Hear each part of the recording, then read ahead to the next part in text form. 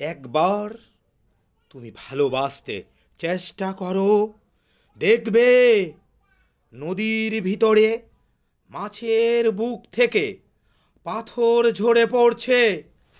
পাথর, পাথর, পাথর।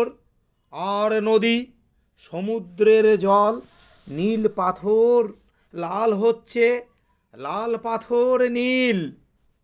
একবার তুমি ভালোবাসতে চেষ্টা করো, বুকের ভেতর কিছু পাথর থাকা ভালো।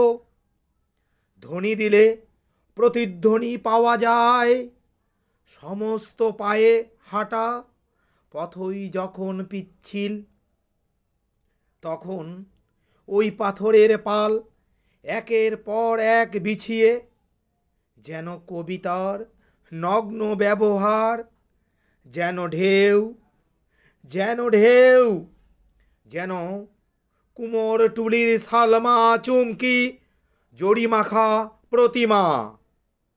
বহুদূর হেমন্তের পাশুটে নক্ষত্রের দরজা পর্যন্ত দেখে আসতে পারি। বুকের ভেতরে কিছু পাথর থাকা ভালো, চিঠিপত্রের বাক্স বলতে তো কিছু নেই। পাথরের ফাঁক ফোকরে রেখে এলেই কাজ হাসিল।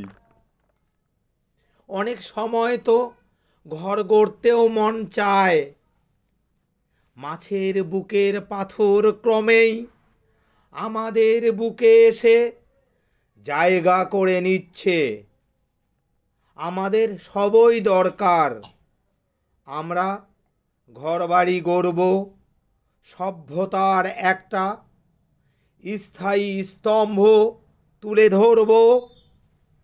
রূপলি মাছ পাথর ঝরাতে ঝরাতে চলে গেলে একবার তুমি ভালোবাসতে চেষ্টা করো, একবার তুমি ভালোবাসতে চেষ্টা করো।